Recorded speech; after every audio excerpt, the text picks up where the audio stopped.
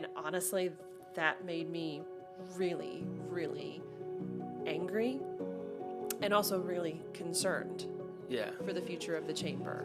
You've been in the chamber 12 years and 7 months. Sounds about accurate, About accurate. How you don't just get business because you're a member. You have to build relationships. You still have to put the work in. Welcome to another episode of The Den. I'm Eric Whitener, broker owner of the Knox Fox Real Estate Group, and today my special guest is Julie Blaylock, president and CEO of the Farragut West Knox Chamber. Good morning. Good morning. I'm glad to have you here today. I'm glad to be here. So we're just going to kind of jump right into it, Julie. I know you got a lot of things going on. The Farragut West Knox Chamber. How'd you get into that? Let's just talk, because I know there's a lot of people that, they know the Knoxville Chamber. Mm-hmm. They maybe know of the Farragut Chamber, but aren't sure exactly what it is, what it does. Sure. Why don't you just tell us a little bit more about you and it and all the good stuff? A little bit about the chamber. So the Farragut West Knox Chamber was founded in 1987. So we are in another couple of years coming up on our 40th anniversary. That's awesome. Thank you. The town of Farragut was founded in 1980, and over that first 7 years of Farragut being Farragut, leaders in the area as well as the mayor at the time realized that businesses needed something different in the way of support. And that's how a lot of local chambers of commerce pop up, because they're serving a specific business community that has a certain set of needs. Okay. And so local business owners, along with the late Mayor Bob Leonard, founded our chamber. And we started out with about 100 charter businesses. We still have around 15 of those charter businesses still in existence today. That's cool. So we have been rocking and rolling for quite a few decades now. So a lot of vision there in the beginning. They knew they needed to do something to support and grow. Yeah. Because Farragut as a community is different, right? Businesses here have some different ordinances they have to comply with. There are signage rules, as I'm sure you know, and all of that tends to breed the need for some central organization to support them. Yeah. So that's how we got started as a chamber. Well, what exactly does the chamber do? What does the chamber do for businesses, the community? Like, how do you support the community that way? I think the most basic definition that I use and my staff uses is we see ourselves as a convener of both people and resources. So those are really the two big jobs that we have, looking at it from the top down. We are centralizing and bringing together people, whether it's the business owners, their staff, who are amongst the members, and then we're also bringing together resources. We're problem solvers. Because it's hard running your own business, right? Yeah. And it doesn't matter how many years you've been in business, you're going to encounter things you've never had to deal with before, especially as laws change at the federal, state, or local level. So it's a constant evolution. Laws change, economies change. Yeah. Like the whole 9 yards. Absolutely. So if somebody were to walk in your door and say, I want to join the chamber, what could they expect? What is that experience like? So actually, when someone walks in the door and says, I want to join the chamber, or I want to become part of the chamber, the first question that I ask is, why?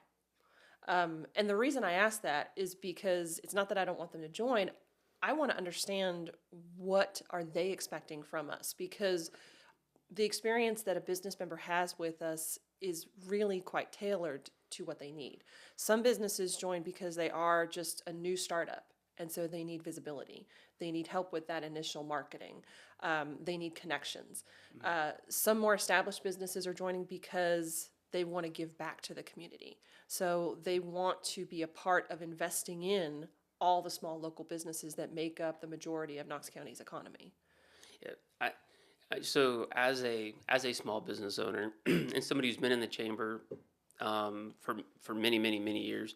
I've always found, we could talk a little bit about the differences, but I always found that the openness, like all these networkings, the ability to, if you're either A, own your own business, or B, or you're like a sales rep of some sort, and you want to make more relationships, the ability to go to a weekly networking where the host is basically showing off their place and getting to talk about their stuff a minute, but you get to spend at least a good 30 minutes networking, maybe longer, meeting people. And you go to enough of those, you really do start to form community and relationships.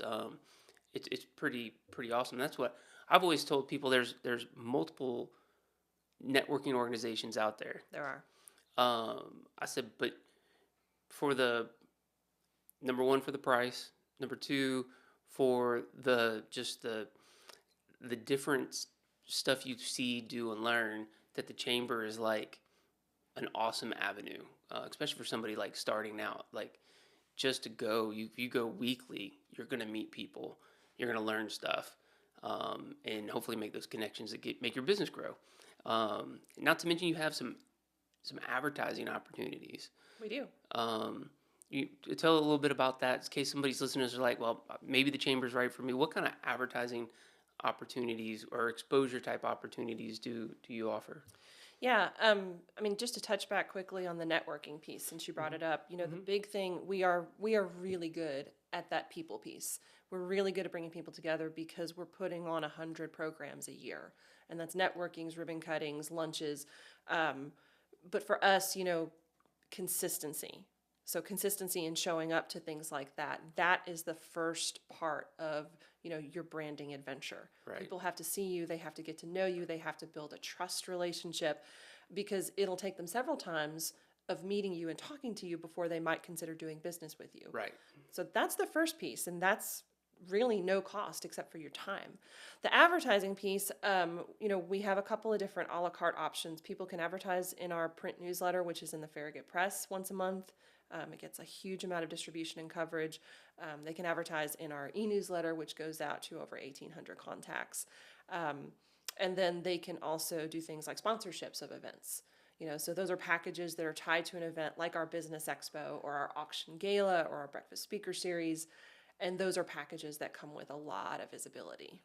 Visibility. So that's what I was going to say. That's a key word. That's the same thing about showing up to the networkings, taking opportunity to,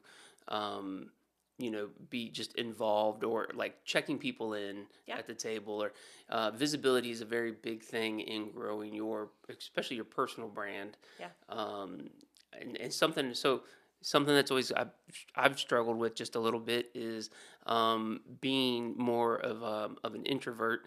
And so one thing I've always liked about the Farragut West Knox Chamber is, number one, now there are some events that are you guys have a big event coming up that is like 4 or 5 chambers or something together. 7. Okay. So like that one I probably won't go to. That is not for introverts. That is not for you. It's intense. It's intense.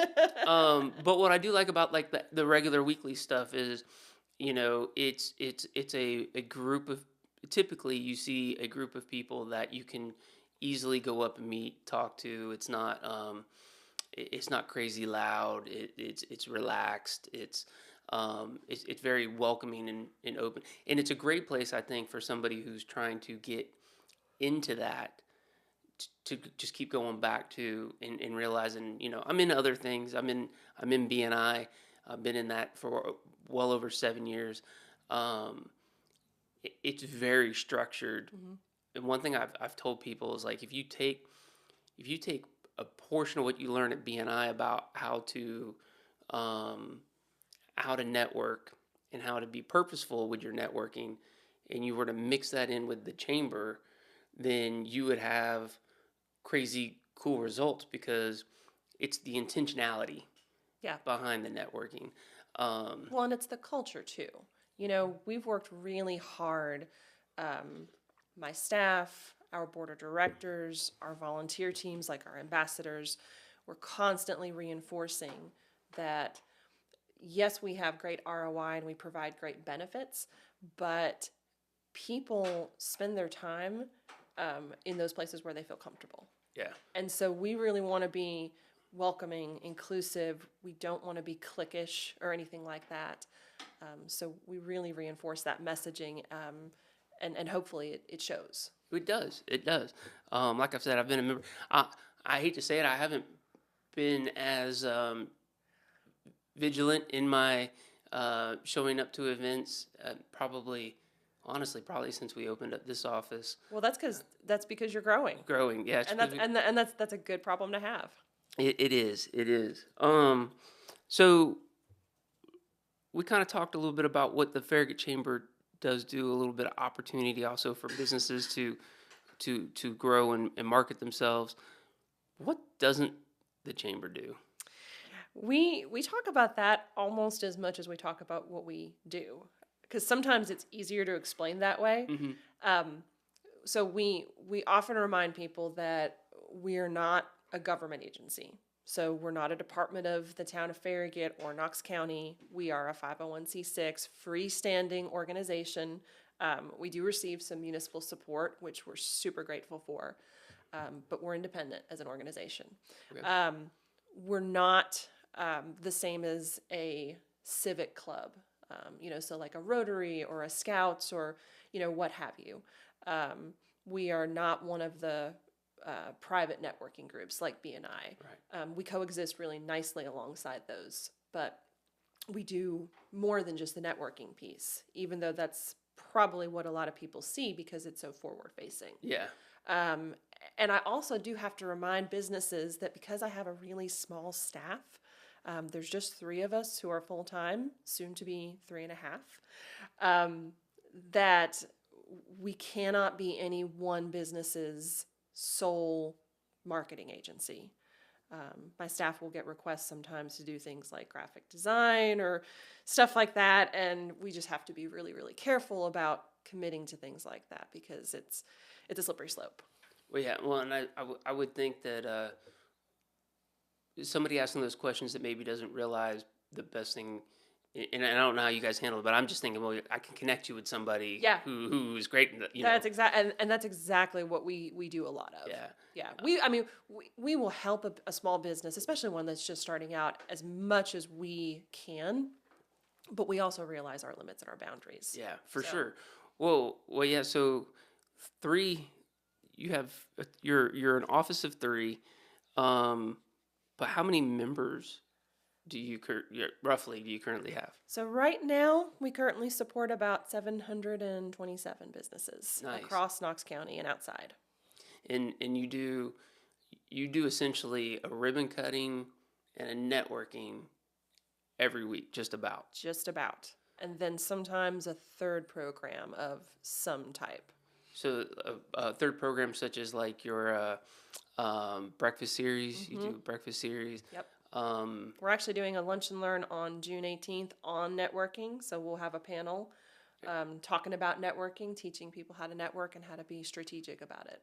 That's the things that the people that if they want to learn, what drives me nuts, what I hear people do is they're like, oh, I joined, I went to some meetings and like it didn't work for me.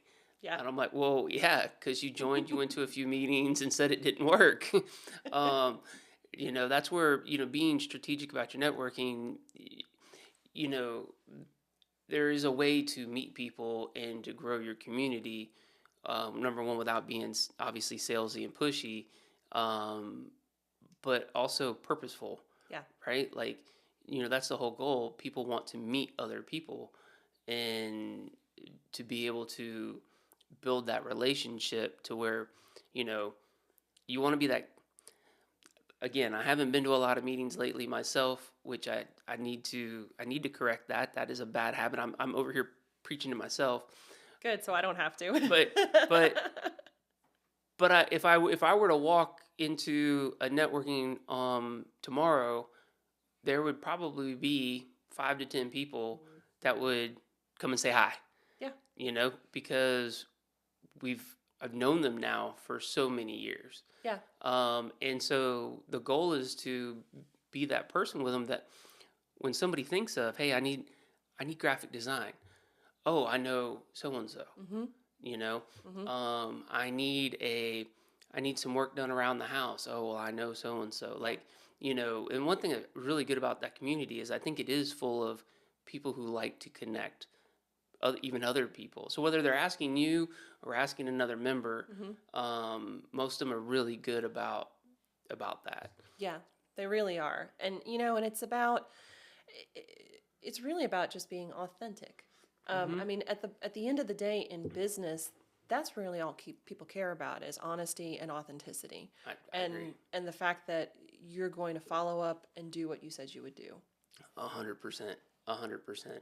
And that's where I think some people kind of get the whole networking thing wrong, is they think if they pay the dues and they show up that they will grow their business, and it takes more activity than that. But then the flip side of that is, and I've run into it, and I know you've seen it. You see that person who comes and they're just like super pushy, salesy. Yeah. And those people don't normally stay long either. No. Because nobody wants that. No. The rest of the members didn't sign up for that. No. And just because you're a member of an organization, whether it's the chamber, even honestly, if it's something like BNI, you're not guaranteed. Like there's no guarantee. You don't just get business because you're a member. You have to build relationships. You still have to put the work in. It's a little like diet and exercise. Unfortunately, it does work. It's funny how it keeps coming up. But you have to put the work in. And I think that's probably, the hardest lesson for businesses to learn when they're just getting started. Because it is really, really hard. One of the hardest things I've ever had to watch people do is launch their own business. We talk to members all the time who, decide to retire from a corporate career that they've been successful at, for 30 or 40 years, and to buy a franchise or something, in their retirement, something to pass on to their kids. Yeah. And we hear a lot of those folks say, I've never worked this hard in my entire career as I have getting this business off the ground. Oh yeah. Being your own, owning your own business is definitely, I mean, we're in a unique spot because we're a real estate company. So we're used to crazy hours and, 7-day work weeks and, having a schedule that could change relatively quickly. But even for you guys, launching your own freestanding office was an entirely different animal. Well, and now, like, I have, my role has changed a lot from some of the stuff I used to do to now we have some support staff, but now I'm doing more business level type stuff, and that learning process, that getting used to and comfortable with. And then the other hard part is, man, as a business owner, sometimes we don't know when to shut down. Yeah, that's tough. And that's a struggle. Yep. Because I mean, honestly, I get in the right groove. I could just do this 7 days a week, and just trying to check stuff off my list. There's my next goal, done it. Yeah. It's balance. You hear it all the time. Work-life balance is critical. You're not as productive and you don't perform at nearly as high a level when you're burnt out. No. And then the other thing, of course, also is, yes, knowing when to shut it off, but also growing to scale.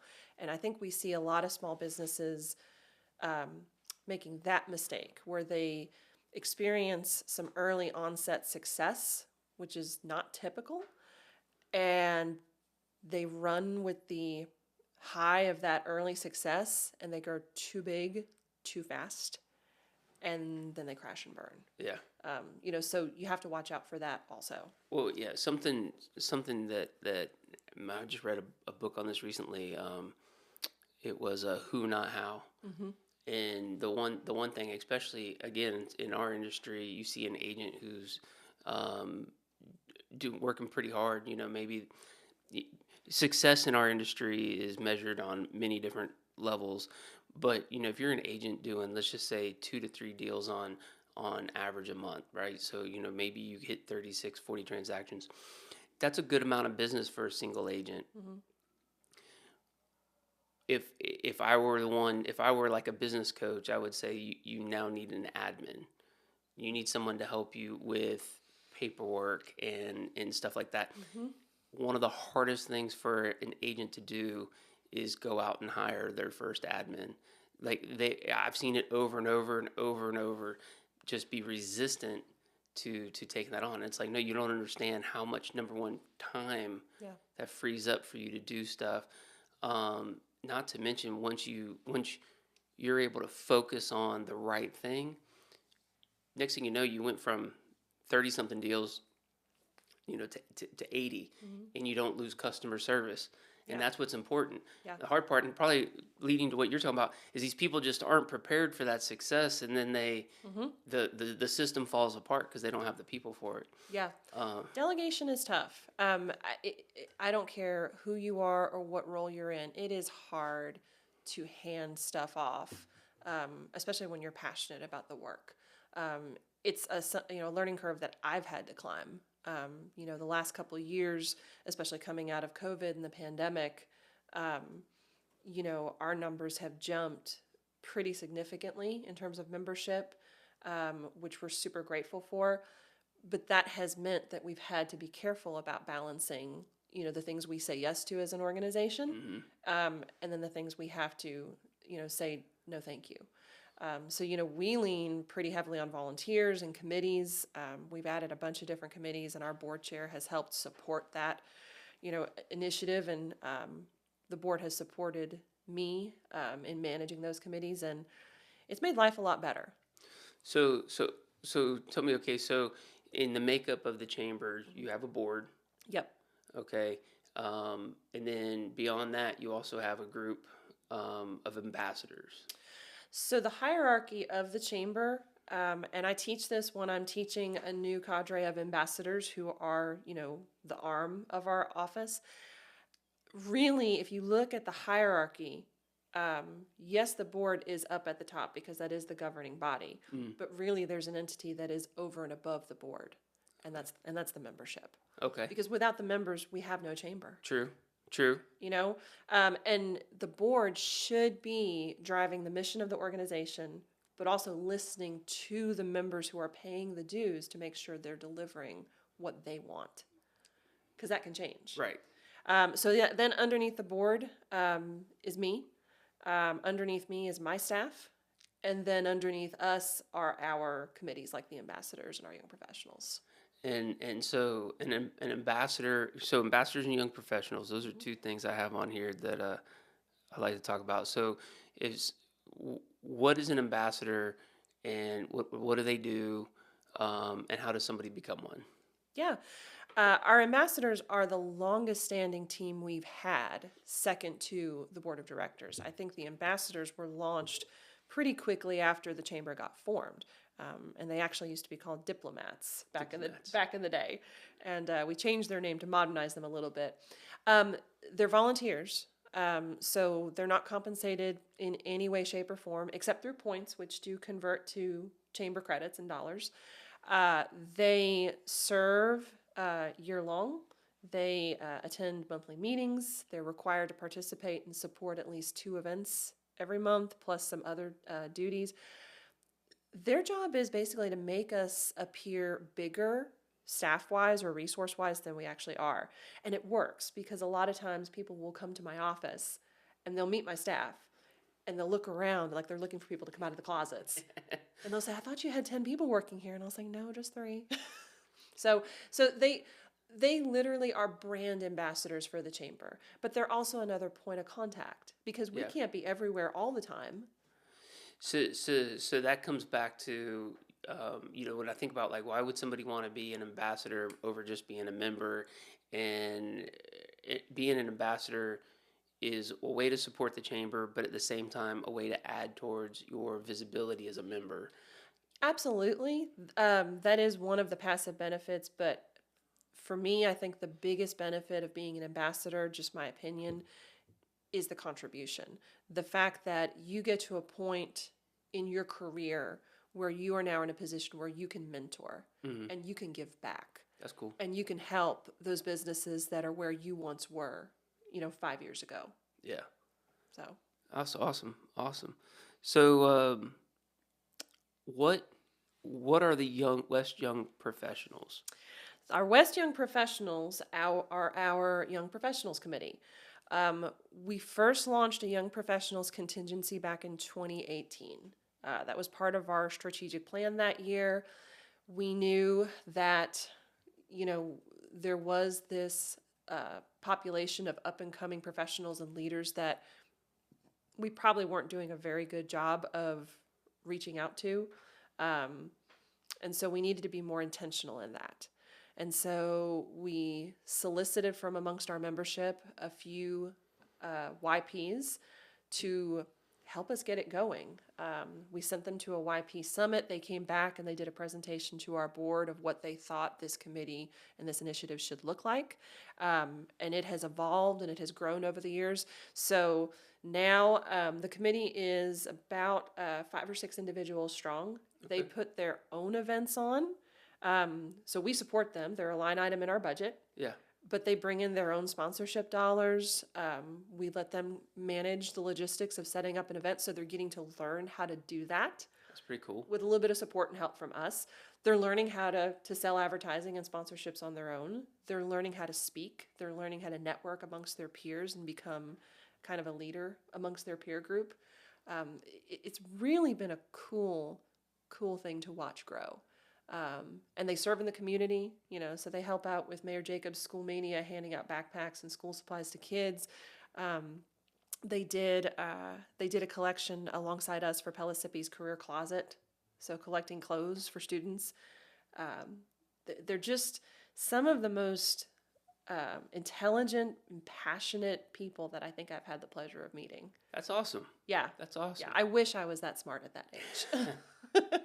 Well, so when people hear young professionals, there's always the question, what is a young professional? Like, what is the age cap for that?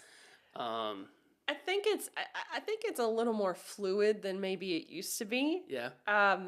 They actually used to be branded as West Under 40, and about a year or so ago, they requested a rebrand because they felt like that was not including people who maybe were not chronologically young, but were still young in their career. Okay. So, you could be 40 and decide to make a totally different career choice. Yeah. And change industries. Well, now you're young. Yeah. In that industry.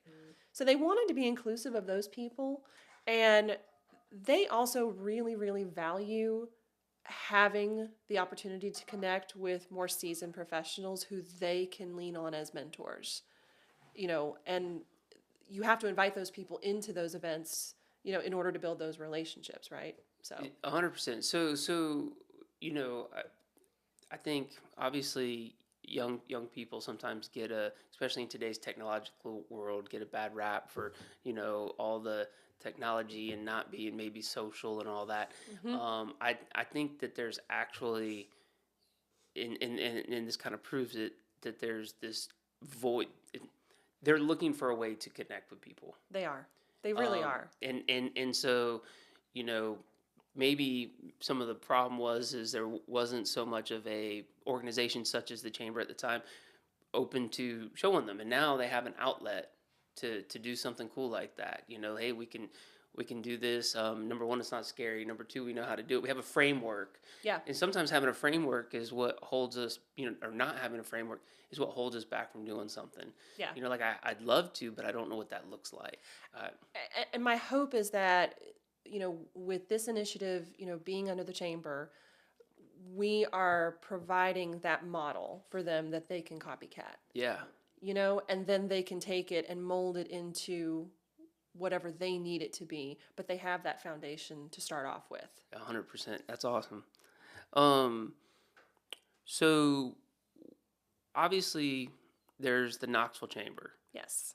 Which is a big organization. Yeah. How is the Farragut West Knox Chamber different from the Knoxville Chamber?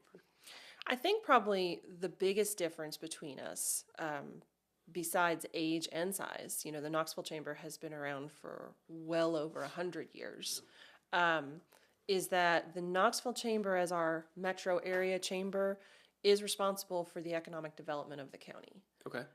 So they receive funding to do that work. It is certainly no small task to do that work. So they are responsible for bringing, you know, the Amazons and the Smith and Wessons to the area. Sometimes in partnership with other metro area chambers, like the Blount Partnership or Anderson County. We don't have that responsibility to do that work. There doesn't need to be two entities doing that work. Right. That would completely muddy the waters and just complicate things that are already complicated. So, in a way, we are very free to really focus on the work of just serving our members and figuring out what do they need from us, what do they want, and how we can help them and how we can help build a better community around them at the same time. Which is cool. I will tell you, and I'm a member of both chambers. The thing that I always struggled with the Knoxville Chamber is because for me, especially as a real estate agent, it's all about networking. You want to meet people, always Sure. want to meet people.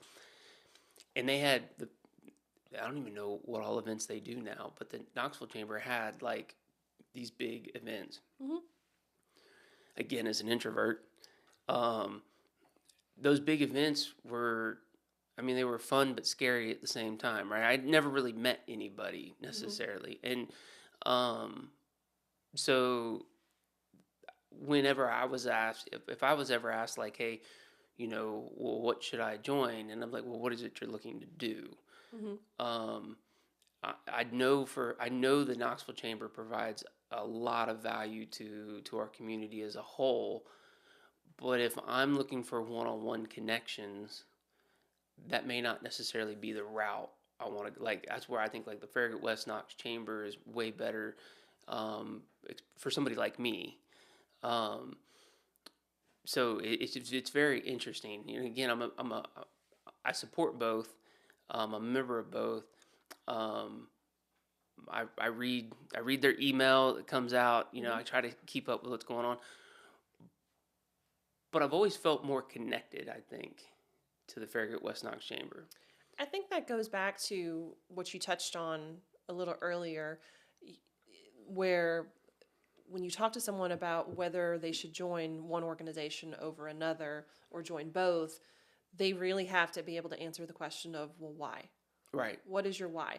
And a lot of times when businesses will come into our chamber office, if they are not a member of anything, anywhere, certainly I welcome them joining our chamber first and foremost, but I will encourage them to go out and visit other area chambers if that makes sense for them, if they're looking to do business in those areas with those communities, and also to go and visit a BNI, to go and visit other networking groups, because they need to understand all the differences between those organizations, and they need to experience what that feels like. Because again, they'll use whatever feels like it fits them and their personality. Yeah. You know, I tell this joke, but not really a joke, when we do our orientations. We really want members to get the maximum ROI for the money that they're giving us. Now, if all they do is send us a check every year, we will take it to the bank. Right. Just like any business should. Right. But we would rather that they're engaging with us. 100%. I mean, yeah. Well, that's how you know if somebody's getting value.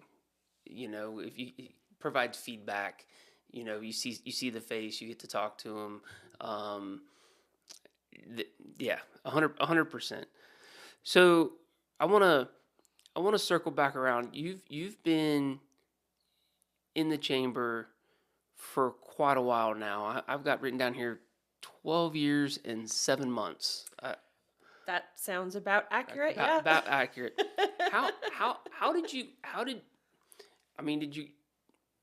Did you grow up wanting to be, you know, president and CEO of a chamber? No, Or I wanted to be an oceanographer or a herpetologist, actually, and then my biology grades didn't pan out. No, it's, it's really funny. As I've gotten to be in this industry, you talk to people that are in chambers of commerce and have been in it for a while, and they love the work. Most of us don't have a linear path, like an attorney or a medical professional to this type of work. yeah, There is training and accreditation that you can pick up that makes you a better leader and a better organizational leader. But most people come to it from a lot of different backgrounds, from teaching to sometimes former business owners, sales, you name it. We come from all over. so so your journey here, I know you ended up taking Betty's place. Betty was Cisco, yeah. Betty Cisco. Yep. And I don't remember if she was not the original, was she? No. No. She, Betty Cisco. So there's been four executive directors / president and CEOs before me. Okay. So Betty was the fourth. She took over in 2001. So she served the chamber for about 16 years. Yeah, I moved here in 2007, so I would have met her probably right around Yep. end of 2007, 2008. Yeah. So she took over at that time, and she hired me in 2011 as her executive assistant, and had no idea what I was getting into, but that was actually a good thing because every day was different. Every day involved a lot of learning, learning how to move quickly on different deadlines and shifting deadlines, and then getting to take advantage of some education for organizational leadership that she provided me with. She retired at the end of 2016, and then in February 2017, I went through the process of interviewing for the board, and they put me in the CEO position. Pretty awesome, and I mean it's kind of cool when you can grow into a position. I don't know how to explain it. Oftentimes people have to like leave where they're at to take that next step. Yeah. But to be able to actually like kind of stay within like call it like the family, like you know the people, you know everybody at that point, and you're able to kind of grow into that spot. That's pretty awesome. Yeah. It's funny. People have asked me here recently why I decided to go for the position. So it's forced me to kind of look back and think about it. And at first, I wasn't sure that I was going to apply for the position. I wasn't sure that I was truly prepared to fill those extremely big shoes, shoes that I'm still trying to fill every day. But what made me change my mind was I started to hear through the grapevine of other people in the community that were going to apply for the position because they knew it would be coming open. Mm-hmm. And were applying because they wanted a slower pace and they wanted a job that was easier than what they were currently doing. And honestly, that made me really, really angry and also really concerned for the future of the chamber. Because the point of a role like mine or my staff's is to make it look easy. It's designed to be that way, but that's not at all the case. Right. So that was what tipped the scales for me and made me decide to apply. Well, man, I'm glad you did. It all has seemed to work out quite nicely. I mean, you've definitely got to have a good track record. You've been through quite a bit, as well. I'm going to touch on that here in a second. But you also just recently graduated from Leadership Knoxville. I did. What was that like? And congratulations. Thank you. Leadership Knoxville was incredible.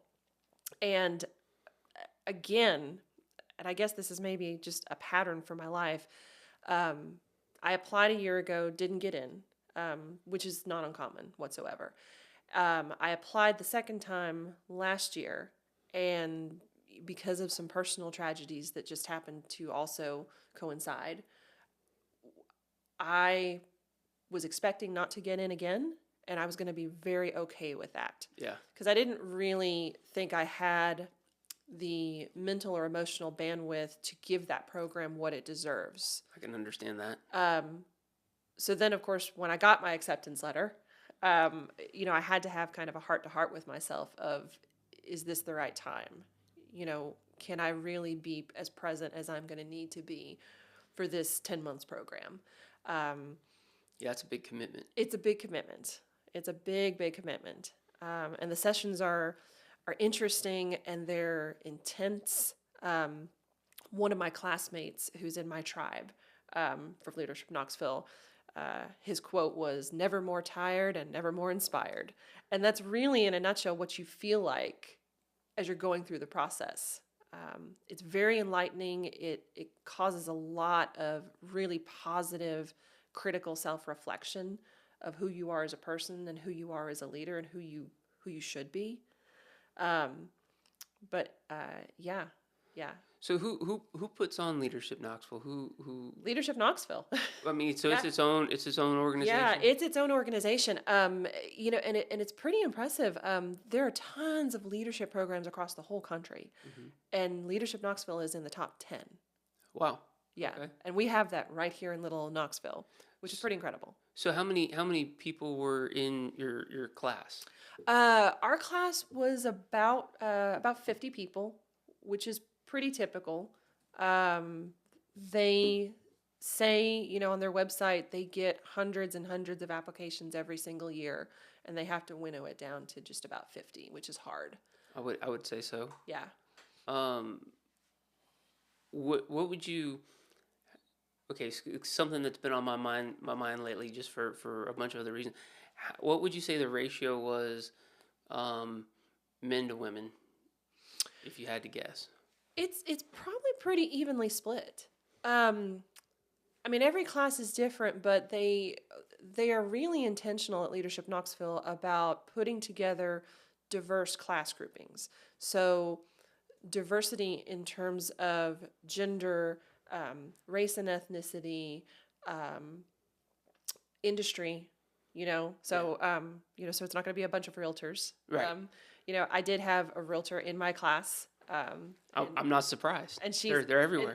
I know, and they're amazing. And that's just it. You get to meet people from all these different industry sectors, and you really get to forge very real connections. I think that was probably the biggest and most pleasant surprise to me, was how Leadership Knoxville was able to strip away the badges and the titles so that we could just be people together. That's cool. And just be members of our cohesive community.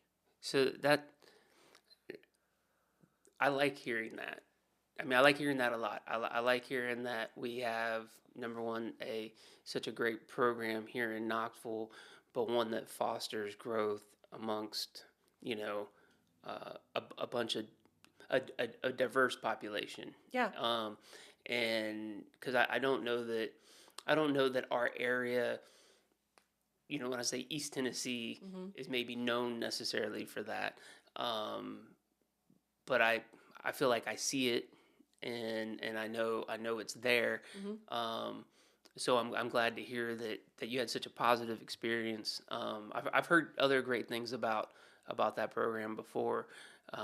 So it's cool. I can't wait to see what you do from all the stuff that you've learned and the connections you've made, how that helps you grow into the future. Because the way I look at it, that's a launch pad. Yeah, it is. It's definitely a launch pad. Already me and my classmates have relationships that we know are going to continue on for the rest of our careers. That's awesome. It is awesome. 10 out of 10 recommend the experience, and you should definitely think about applying. But you have to have the time for it. Gotta have time for it. I know. I still want to do the. I want to do the Farragut thing. What do they call it? Intro to Farragut? Intro to Farragut. Yeah. Like I want to. I'm gonna sign up for that first. Yeah. Yeah. So in your tenure, your time, this area was on a path for growth. Mm-hmm. Then we had a pandemic happen, which obviously for business owners, for everybody, like COVID was like it just changed the world for us instantly. I can only imagine when you're in a position to be to support businesses, to be that almost kind of that hub. What was that like? What was that like for you dealing with the kind of COVID madness that happened all at once? Um, Definitely something that nobody can prepare you for. Betty, was still with us, was still alive during that whole time frame, and I used to text and call her and yell at her and say, you put a lot of things in the handbook, but you didn't put this in there. Right. So I'm really mad about that. I think you really figure out how resourceful you are, and you have to figure out really quickly what's important. The biggest role that I feel like the chamber played, especially early on, was again being that hub of resources and information. We were able to get access to all of the things that were happening, that were changing, with the EIDL loans, with the PPP loans. We were getting that info first. Yeah. So I remember sending out daily emails and e-newsletters and updates, sometimes 2-3 times a day as things were changing. Taking phone calls from businesses, whether or not they were a member of our chamber, trying to point them toward, either federal resources or, financial institutions. And,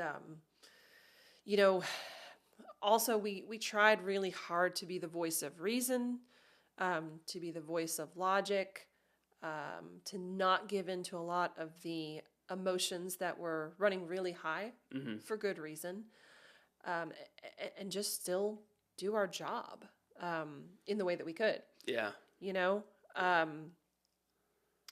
So, early on, a lot of what we did was, we did the virtual meetings and virtual networkings. I remember them.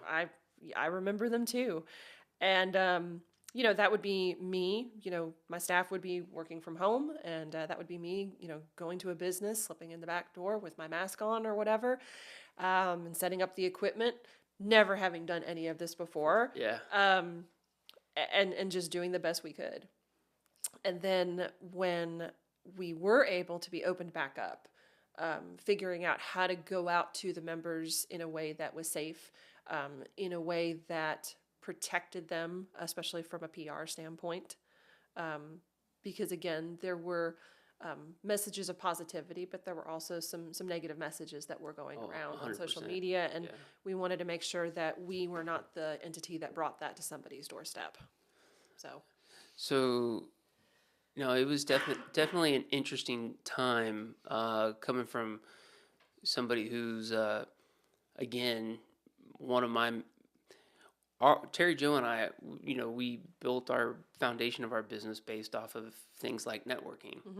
And then when all of a sudden you can't network, it was, and then your questions as a business owner. I mean, we opened the Knox Fox Real Estate Group in 2019, so we hadn't even been open probably 6 months. Yeah. And COVID happened. So now, granted, things turned out okay for us in the real estate industry, but those first couple of weeks, that first month, I was like, well, what's going to happen? Yeah. There was so much, so much uncertainty. Our industry took off like a rocket ship. Yes, it did. But I know a lot of others are still, I mean, we're still feeling the impact of certain things that happened because of and during COVID, but other industries, I know other places shut down. Yeah. Some places are still, so like, have you seen, now we're far enough removed, have you seen stuff like something that didn't recover at all, or where people are still struggling from the impacts of all that? Yeah. It's interesting because, the state of Tennessee, just to zoom out a little bit, and certainly, our area fared a lot better than certain parts of the country during the pandemic. We as a chamber were prepared for, a 50% loss of membership and revenue. We were braced for that. We had a 10.8 net loss. And a lot of those businesses, when they were able to, came back after the pandemic was over. But it was really interesting. If you look at the state data, by the end of 2021, as the pandemic was starting to resolve, the state had seen 40 consecutive quarters of growth revenue. And the highest was in 2021. So that should tell you a lot about, the amount of new business investment that was coming here, and certainly we were seeing it in East Tennessee. We did see the pandemic lay bare a lot of issues that had been boiling up before it happened.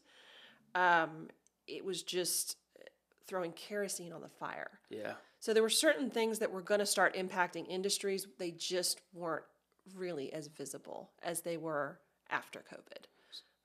Things like, are we talking like labor, like? Yeah, workforce shortages, the housing market, which you guys are so close to, all those issues were coming. They just got massively accelerated thanks to the pandemic. And I see the impacts of that like today. Yeah. I still see restaurants that struggle to have staff. Yeah. Well, the pandemic changed the way people work, right? Yeah. Mm-hmm. So even though not as many people work from home now as they did during the pandemic, COVID taught, I think, a lot of the workforce that there was a different way that work could be done. So certain sectors of the workforce, learned that you could work from home, that there could be flexibility, you could take care of your children and still have an income. And not all of our workforce, is willing to give that up. Yeah. You also have a lot of other factors kind of coming into play with the workforce shortages. Restaurant industry, that's not an industry that can offer things like flex time. Right. It's a 24/7 industry. Yeah. So they struggle because of that. And wages, are another part of the issue, because when you raise wages, not that workers shouldn't be compensated fairly, but in a restaurant, for certain roles, raising wages means passing costs on to the customer, and that has kind of an avalanche effect. Well, yeah. Well, I mean, I think we've all felt that. I mean, ultimately the word's called inflation, but Mm-hmm. but when you go out and eat, you realize, well, you're not spending less than X amount now. Like the bottom line has gone up. Way up. And then that is because, I mean, every time I hear, especially when it's, whether it's, some union this or the state, raise minimum wage, I just think bottom line is somebody's footing the bill. Mm-hmm. And it's going to come, it's all going to come out at the register. Mm-hmm. And, which is fine as long as one, people are still willing to pay it, and two, the company can manage that. Mm-hmm. But I also see, I like to stop at the Dunkin' Donuts on my way into the office. And I've been going to that Dunkin' Donuts now, it was across the street, so probably close to 9 to 10 years. Wow. Right? So when we joined Cry Like Realtors and we were on Campbell Station on the other side of the road, we were right next door to Dunkin' Donuts. There's a lady who works there, and I'll be honest with you, it's sad, I don't know her name, but she's always working. But she's been there pretty much the whole time. Mm-hmm. Um, and there was a couple others, like really long-term people. Well, a handful of them left. Mm-hmm. And you can, like, going in there on a regular basis, you can see them trying to figure things out, new employees, bringing people maybe from other stores, Mm-hmm. trying to deal with the flow because it's a busy spot. Um, and so, like, number one, I know I've had to be patient. I don't get anything fancy. I go in for my coffee. I do like their coffee, and you can just see sort of the chaos, Mm-hmm. and you realize that that's born from the fact that, well, it's hard to hire in that position, and then it's really hard to retain. Yeah. And so it is. I don't know if that'll ever change. I don't know. It's unfortunately that's probably not something that's going to get a whole lot better, because part of what was happening even before the pandemic was we essentially have a people shortage. So we have more jobs being created than we have people to fill them. So there's a study that came out several years ago, and it projected that by 2030, which is just 6 years away, Yeah. globally we will have an 85 million person shortage compared to the jobs that are available. How do you make that math work? Yeah. You lean on things like certain industries are using more automation or AI. So trying to automate those things that you would have normally had a person do in order to alleviate some of that. You also factor in that by 2030, most of our baby boomer generation is going to be out of the workforce. Yeah. So that's another factor. You know, the issue with childcare during COVID, you had a lot of parents leave the workforce, to work from home maybe, or to take care of children because their daycares were no longer open. Right. And those people figured out, hey, we can make it on one income and we can have a stay-at-home parent for a better quality of life for our kids, and they just never re-entered.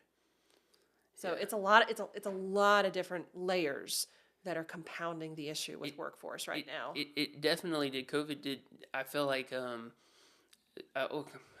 I try to like compare it to like flicking a rubber band. It kind of goes out and then it kind of comes back and then it goes. And I feel like, especially in like the real estate market, that's what that we felt like. People think 2019 was just like a normal year, but the reality is we were already in a bit of a seller's market. Yeah. We were already, inventory had been trending down for the last 8 years, 7 years, right? Yeah, exactly. And so we were already low. COVID came, the housing market takes off, and inventory plummets to the lowest it's ever been. Mm-hmm. And now we're due to rates and stuff like that, we're starting to add back. I mean, this is the first year I've seen some of the numbers we're seeing, but I just looked yesterday, over 4,700 homes on the market. That's about 500 more homes than we had at the beginning of the year, but still below 2019. Well, we were something like, I heard, 20,000 housing units short before the pandemic. So we were already in a hole. Yeah, we're not going to we're not going to get out of a housing shortage. It's so funny the way the market works. Interest rates have slowed buyer demand down. Yep. It's also slowed. When I say buyer demand, it's also slowed the person who owns a home. They call it the mortgage rate lockdown. Mm-hmm. Somebody who owns a home, maybe they've got that 3% interest rate. Their house has a ton of equity now, and they would love to maybe get into a bigger house or maybe even downsize. But that house that they want to buy is more expensive, and then when you add a upper 6, low 7 rate on it, Mm-hmm. it's extremely expensive compared to what they're paying. Yeah. So they're just like, I'll stay here. Well, all of that so there's all this pent up demand. So I feel like we're on the backside of that. We shot forward, we've come back, Mm-hmm. and we're just kind of waiting now for that second rebound. Things will get kind of crazy again. Hopefully we build enough homes Mm-hmm. to help offset. What we build is the big question. Yeah. And that's something we could kind of talk about, like workforce housing is an issue, and what can be done about it. So yeah, tell me. I'd love to hear your input on what when you talk about workforce housing. What are some of the things that come up? The big thing that we hear about is affordable housing, and I want to be clear. Affordable housing is not the same as Such a trigger word. It's such a trigger word. Affordable doesn't mean, what's typically seen as Section 8. Right. The two couldn't be farther apart. You look at, and you know this better than I do, once upon a time, East Tennessee and the state of Tennessee was seen as, very, very affordable place to live. You got more bang for your buck. I remember when we bought our house in Knoxville in 2012, I had classmates back in New York, just outside New York City, which is where I grew up, who had, several kids and still couldn't afford to buy a house because they couldn't even begin to touch the amount of down payment, for a house that was the same as the one I had here in East Tennessee, but was over $500,000 up there. Well, now we're seeing some of that trickle into our area because we've had a lot of immigration over the last few years. We're very popular. We're very tax friendly. We're very business tax friendly. So we're kind of victims of our own good policies and success. 100%. And so, what is it? The average price of a home, a couple years ago in the U.S. was something like $416,000. And the average price of a home in Knoxville area was $10,000 above that. How do you make that work? You build more housing of different types. Yes. And part of the problem, we just went through the process with the Advanced Knox Plan, which was a long time in coming. Is it a perfect plan? No, probably not. But it is leaps and bounds better than the essential lack of a plan that has been in force for 20 years. Yeah, I agree. And that plan, in terms of the zoning, basically allowed for either a lot of single family homes or apartments and nothing really in the middle. And that's, I think, the big piece that we are missing in this area is some type of housing that's in the middle. Oh yeah, the missing middle for sure. So builders build where they can make profit, and so they typically build. There's really two types of builders. We don't have mom and pop home builders really anymore.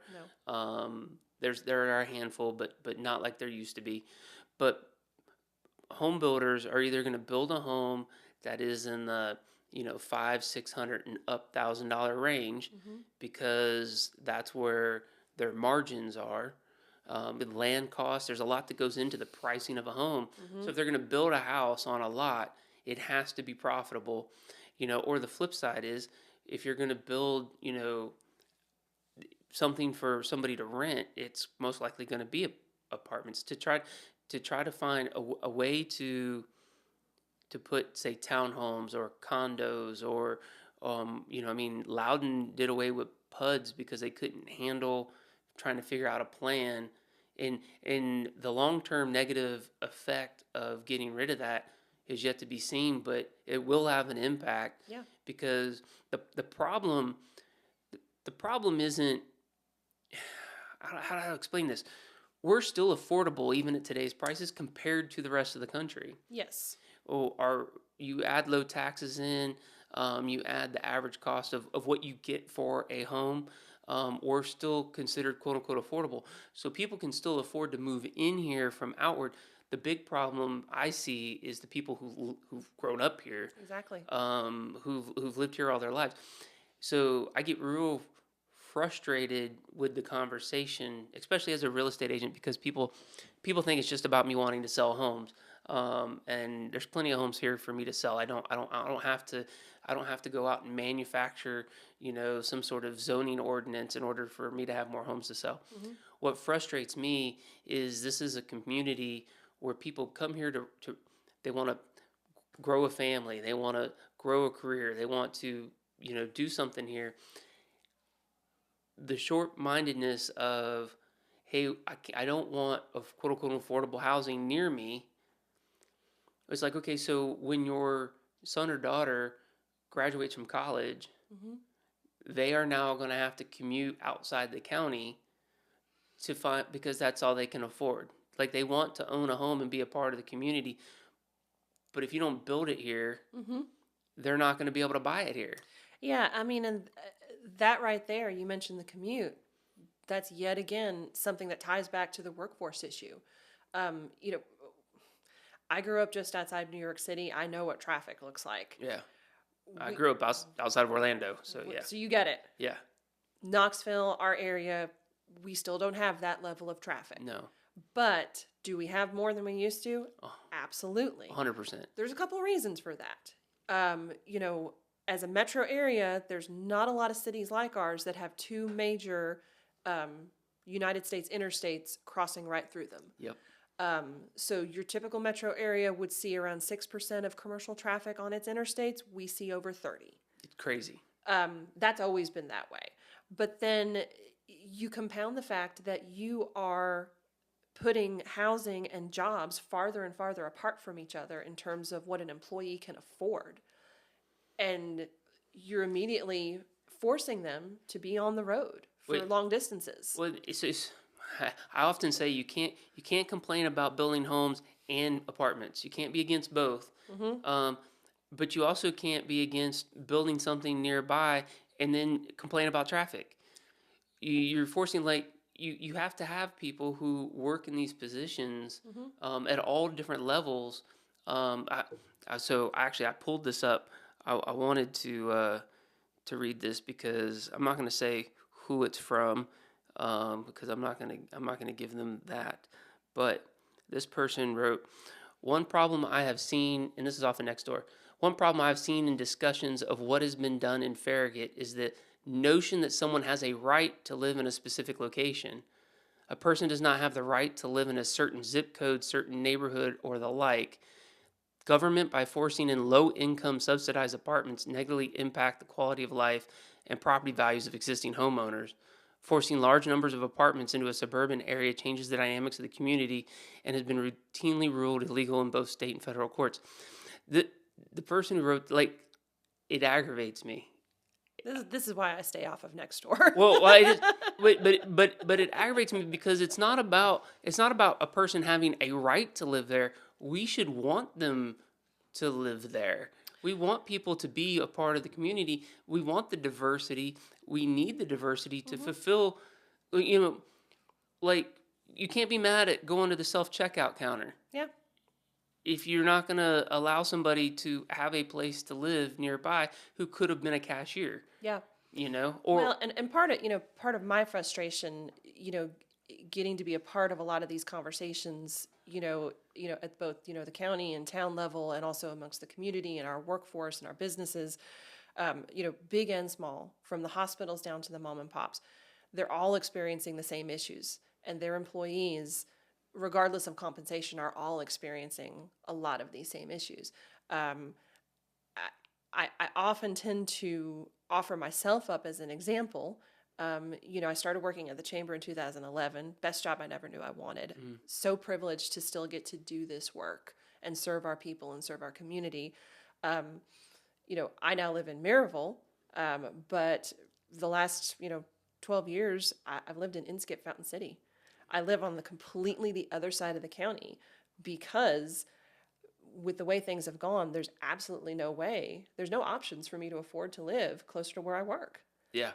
I mean, my husband and I are victims of the same formula that's created the problems that we have. The Farragut West Knoxville area is obviously very attractive for a lot of people to come here and buy. Property values are not going down anytime soon. No, I don't. no.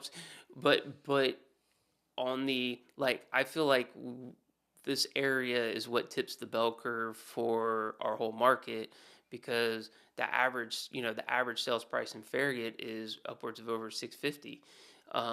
That's that there is no first time home. Even if you want to drop off that for a second and say, okay, well, we're not going to build something for that first time home buyer. What about the family downsizing? What about Yeah. the couple that retire and now want to have a little bit easier life, less home to maintain? Like, we're not building it. Yeah. It's No, not we're not. it's not here. We're not. So we're forcing these people to live elsewhere and be a part of another community other than ours, and that is definitely the frustration. And I think it can be done well. This concern over Here's my thing about the apartments that have been built. None of them are cheap. No, they're not. None of them are cheap. So and there should be somewhere for somebody who is in a situation. There should be somewhere where that person can live. I will tell you that they're not going to find, quote unquote, subsidized living in this area. But we need something for that person. We want that young talent. We want to send Yeah. people to UT, and then we want them to stay. Yeah, and that's a huge issue. Sitting in on a lot of the meetings, especially at the county level, when this advanced Knox plan was going through the process of being passed, there were certainly people in opposition to it, but people that spoke on behalf of it made that same comment, that they've lived here their whole lives. They have 3 or 4 children, that have gone to school here and want to raise their children where their family has always been. And that's not likely to be possible. And that's crazy. That's Yeah. crazy. The not in my backyard stuff I understand, and I hate to say it. So we've sold a lot of homes to people moving in from out of state. A lot of people from California, a lot of people from Chicago and New York. The vast majority of those people are very kind of like-minded. They come here to be part of our community. Yeah. But I've also seen some of the biggest resistance to growth in our area come from a handful of people who are not from here. and so it's as if they don't want to see growth happen. East Tennessee's a beautiful place. We have lots of countryside. It is a beautiful place. We have a lot of stuff. But just because you buy a house and you butt up next to a farm doesn't mean that's always going to be a farm. And that's just a hard thing.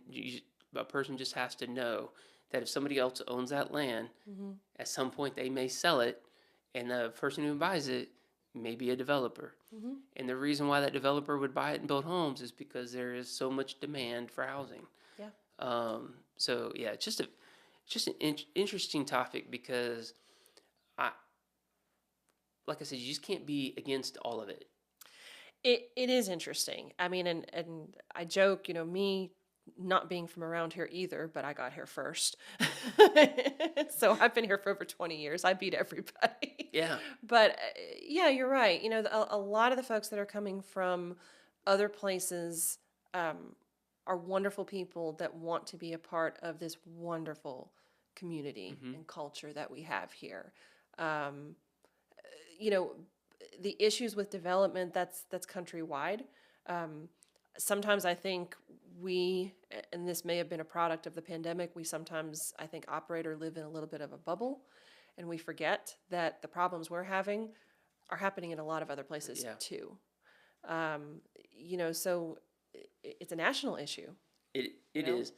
It is. And I know that Knoxville is smaller than Nashville. It's smaller than Atlanta. Yep.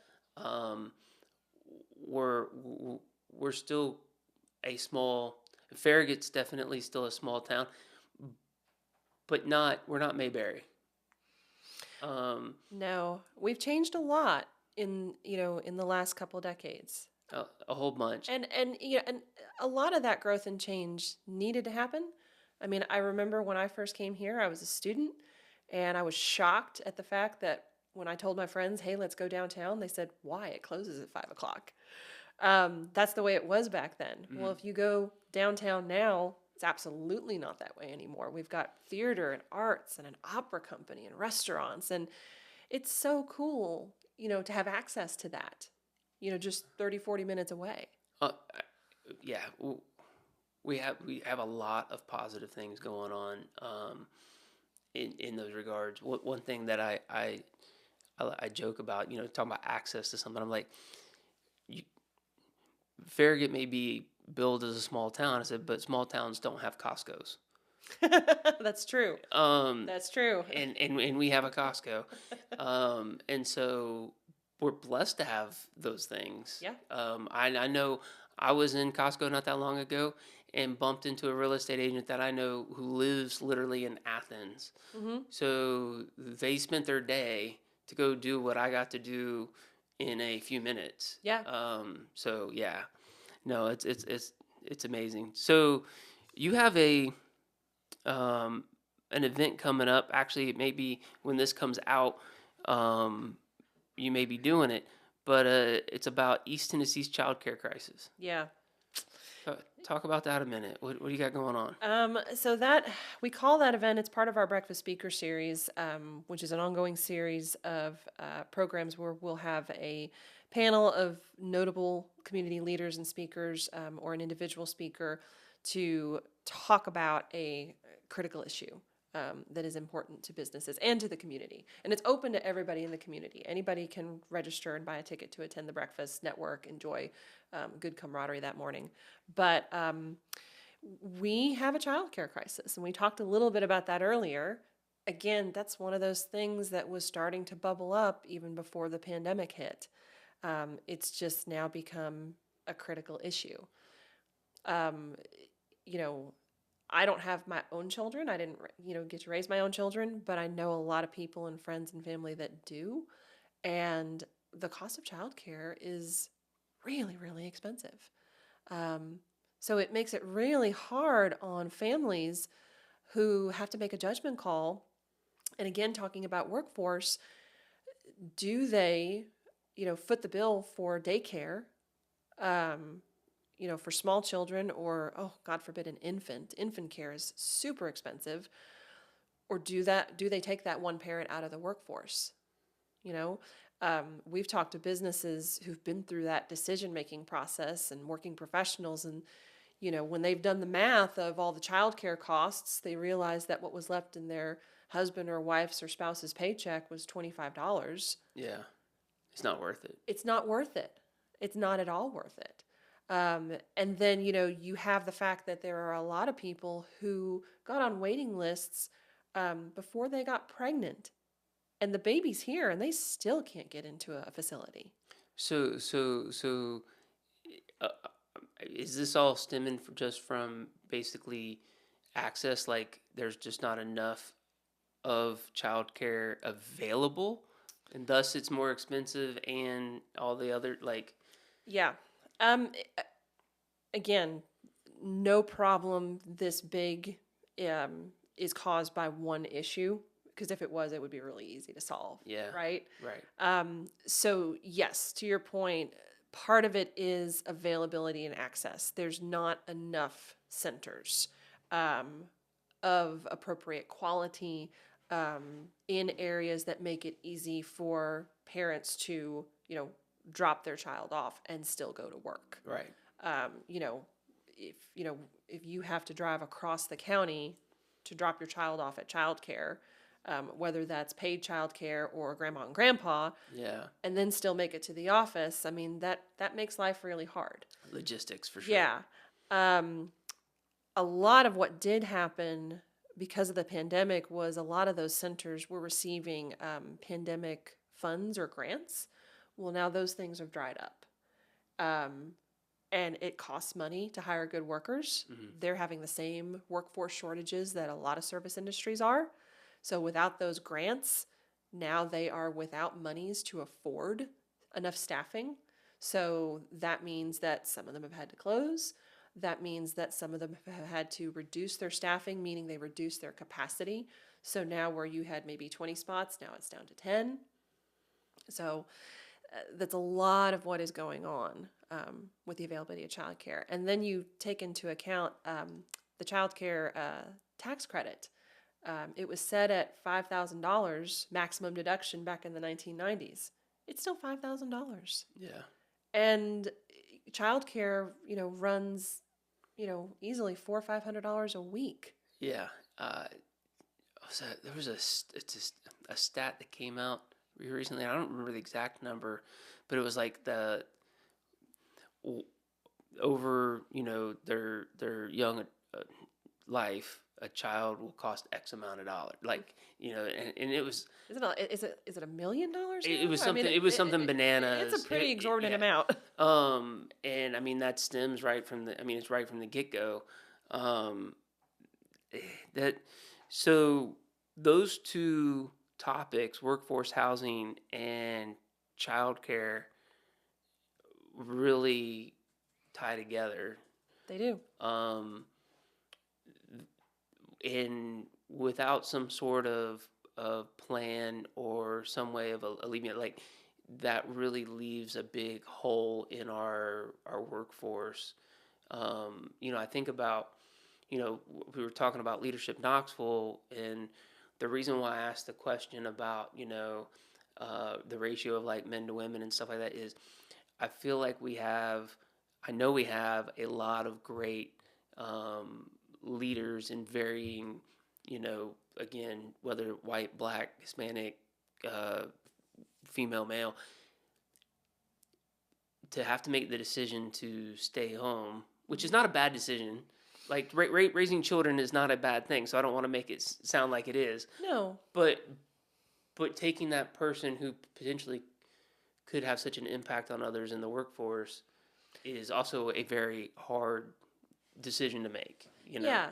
Well, it's about choices at the end of the day. It is. And it's about letting families, whatever their makeup may be, have those choices. You have situations where sometimes, the parents are not available or not able, to take care of their children. And so one of their parents may inherit and take custody of these kids. And they may still be of working age. Yeah. And not ready to retire and still able to have a significant impact in their industry, career, what have you. Now they've got dependents. Yeah. To take care of. Yeah. And it may or may not make sense for them, to pay for childcare. What was the statistic I read from a study from back in 2019? Again, pre-pandemic. The national recommendation for the percentage of your income that should go to your child care, if you have children, was I think around 7%. Well, at that time in Knox County, families were paying over 30% of their income to pay for child care. Yeah. And then you factor in that, what is it, about 30% of your income should go to your housing costs? What does that leave for groceries and gas? What, we got to eat too? Unfortunately. It's amazing that we even have, I think sometimes have these problems because on the surface, we do have such a vibrant economy. We have, we have a lot of people, affluent people who live here. There's just so much going on. It's probably easy to go day to day and to not think that these issues are there. Yeah. So I do appreciate that the chamber shines a light on it because it is what is affecting businesses. It's affecting employees. It is ultimately impacting their decisions on where to live, where to work, what to do, and again, I know. I mean, we're the volunteer state. I know we want our people to be here. We want them to raise families here. We want them to be a part of the community and not feel like they have to. I don't think East Tennessee's ever experienced where it was so unaffordable that they felt the need to leave and go somewhere else.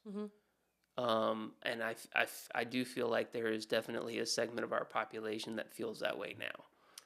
Yes, I do think that that's the case, especially for, our local community that has lived here, their entire lives. Yeah. I think that's the segment of our population that is definitely the most challenged by all of the changes, and increases in costs and things like that. In we have to learn to get past the word affordable, Yeah, because affordable is not synonymous with Section 8 housing.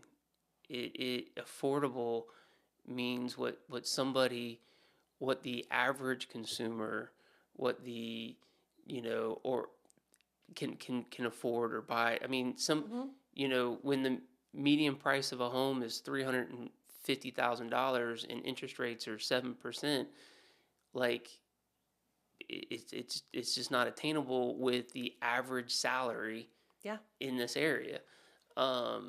And so there's a huge disconnect there. So affordable is just coming up with an opportunity for that person to have a affordable shelter, something that they can afford to buy, own, and be part. We want to increase home ownership rates yeah. because that's the buy-in. I'm I understand, I understand the complaint against apartments. I mean, I get it. Again, these apartment complexes that we have coming into our area are not going to have the impact I think a lot of people think they will. Just because one, they're super high end. Nobody's building cheap apartments. Number two, the, they're not coming with a bunch of kids. People who live in apartments typically don't have a bunch of, so we're not crowding schools necessarily because of apartments. Um, it may actually, will there be some more cars on the street? Sure. Mm-hmm. But the way these apartments are situated is they're typically close to stuff. Yeah, and and that's the whole idea. And that's one thing that Farragut has been able to do a better job of than other parts of Knox County, which is make areas walkable. Mm-hmm. There's sidewalks here. Where I grew up in, the suburbs of the city, we walked most everywhere, or we took mass transportation because you had sidewalks, Yeah. and crosswalks and lighted intersections. That's something that Farragut, I think, has done really well, and I wish would extend across the county to different communities. Well, hopefully with Advanced Knox and some of hopefully this idea now of planning Mm-hmm. will continue. Yeah. It will continue to have some sort of cohesive plan. Well, and that's one of the pieces that was in Advanced Knox was the idea of these small commercial hubs, Mm-hmm. which is nothing more than making it possible to where if you live in this area, this subdivision, you don't have to go, but a mile, if that, to find a gas station, a small grocery store, a couple other services. Yeah. So again, you're not out there getting onto I-40, I-75, Kingston Right. Pike. You're getting your base needs really close to home. Well, I know. I was thinking, and we can kind of move on, I guess, after this. But I was thinking about that apartment complex that was built in Turkey Creek. Yes. And I know a lot of feedback was like, that's the dumbest place to put an apartment complex. And the whole time I'm thinking, that's the smartest place to put it. Like, those people have everything they need literally right there. I mean, even if they got in their car Mm-hmm. and drove, they're literally driving 2 minutes. Mm-hmm. You have a Walmart, a Target, you have a Publix, you're around the corner from Costco, Mm-hmm. like everything. So you almost don't need a car. Yeah. Which is not, Knoxville's not known for its walkability necessarily. Like No. downtown's got its thing. Yep. Farragut's kind of got its thing, but for the most part around here, you're commuting, and I was just like, no, this kind of genius. They put this, like, they managed to squeeze this apartment complex in here, and these people can just hop in their car and just go down the street and have everything they need. Yeah. Versus again, yeah, getting on the interstate, getting on Kingston Pike, driving across town. Doesn't mean they won't be commuting to work, but Hopefully, some of those people are working at Tenova, and you know, Hopefully. you know, so that's the thing. You want people to live and work in the same area. Yeah. Well, and again, with the housing issue, it's about choices and options. Mm-hmm. To the point, that you read earlier of people don't have the right to live in any one zip code. Well, no, they probably don't. But you have to give them options. Well, I mean, maybe it's not one particular zip code, but maybe it's at least some choices of different types of housing in different areas. And that's the piece that is not available to a lot of people. it's such a negative way of looking at it because so if a young person grows up, let's say they grow up in Farragut, go to Farragut High School, they go to UT, and now they're a young professional and they want to live again in Farragut. Mm-hmm. Why wouldn't we want Mm-hmm. that person in Farragut? Why wouldn't we build something attractive for that person to be a part of our community? And that's the mind shift in my head. That's like, you are looking at this so wrong. Yes, this young person wants to live here. They cannot because there's nothing there. Mm-hmm. And we're going to miss out on having that person in a part of our community. And a lot of these young people are your teachers in our Knox County schools.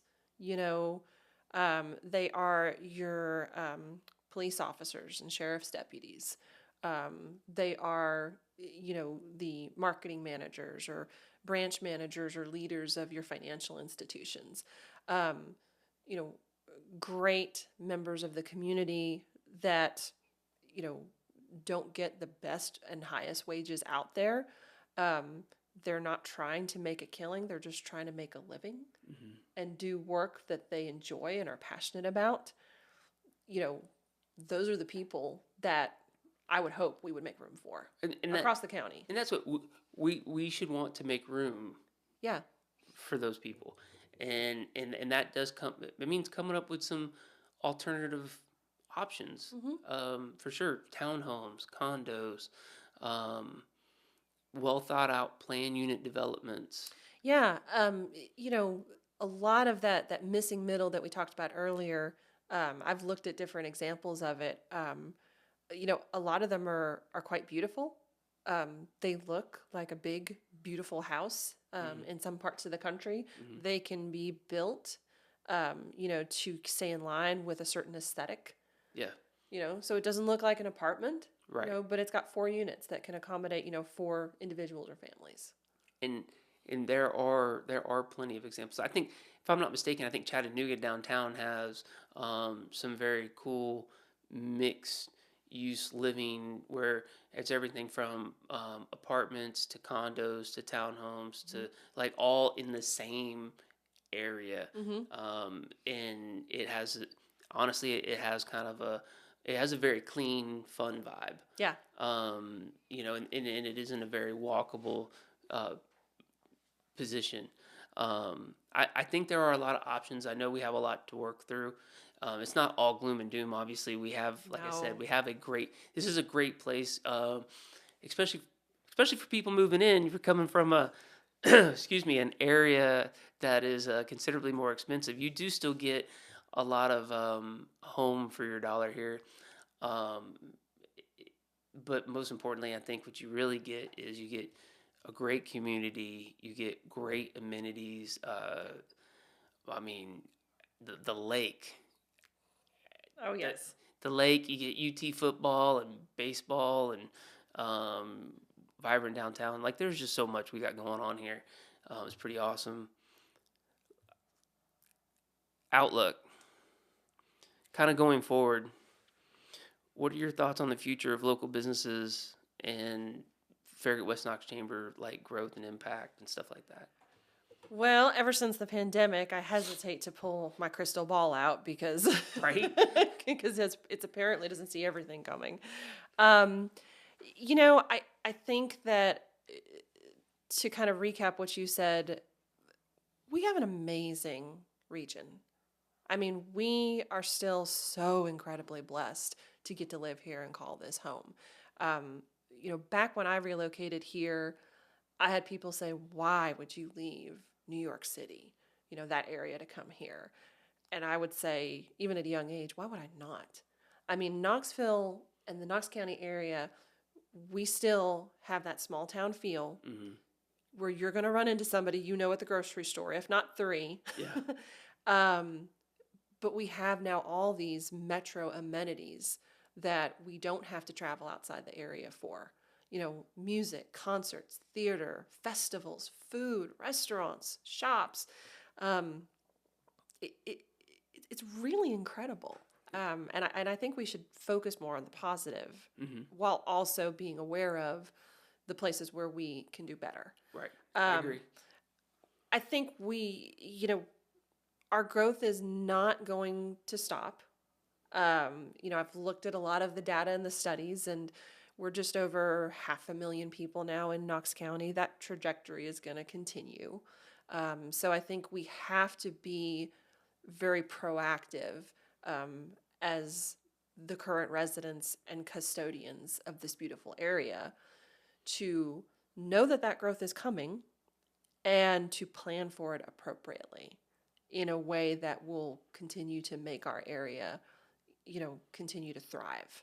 I think that business growth is going to continue. I think business licenses slowed down a little bit at the end of last year, but gosh, we talk to businesses and individuals every day who are starting up these new entrepreneurial endeavors. We partner with our Small Business Development Center, so they do a lot of no-cost advising for people that want to start new businesses or buy new franchises. So I think we're going to continue to see a lot of that diversity. And yeah, I really truly believe that as a region, we have a very bright, productive future ahead of us. I couldn't agree more. Yeah, we can't stick our heads in the sand on those things and those issues that are hard to navigate. I think that we have to focus on building bridges with each other versus arguing with each other. Well, and though there's always some growing pains. Yeah. But they're not permanent. I know at some point we're going to have interstate work happening. Yeah, eventually. TDOT announced that the Campbell Station exit will get a much needed makeover, which will be great. Construction is never fun. No. But there's light at the end of the tunnel. Yeah. I mean that's the one thing we've been harping on is we need to do this, and now we're going to do it. Yeah. And so those are the things, we get through that, how much nicer will it be? Yeah. Well, it's analogy that my grandfather used to say, you think about the caterpillar crawling along the ground, right? Forward movement for him is always going to involve friction, but he keeps going, doesn't he? Mm-hmm. And I think that's a really good, simple analogy for a lot of what we're experiencing and are going to continue to experience. There's going to be friction with moving forward, but we're not going to turn around. Right. I agree. But Julie, this has been great. I really appreciate you coming on the show and sharing and hopefully we'll have you back on again in the future, so we maybe provide some updates of where the chamber's at and what's going on in the community. I really appreciate it, and obviously as a member, let me know if there's anything I can do to help you guys. Start showing up to networking. I need to. I just need to put them. They're already on my calendar. I just have to commit to going. You've got to treat networking like it's part of your job, because it is. I know. Well, yes, I'm sure you will see some more of us. If not me, maybe Terry Joe, but I'm sure you will see more. Well, thank you, and that's a wrap on another episode of The Den, brought to you by the Knox Fox Real Estate Group. The Den is a place where we talk about community and housing, and everything kind of East Tennessee. So be sure to subscribe or follow, like, whatever you can, share. Send this to somebody else you know who might be looking for some good local information on the Farragut and Knoxville market. Thank you.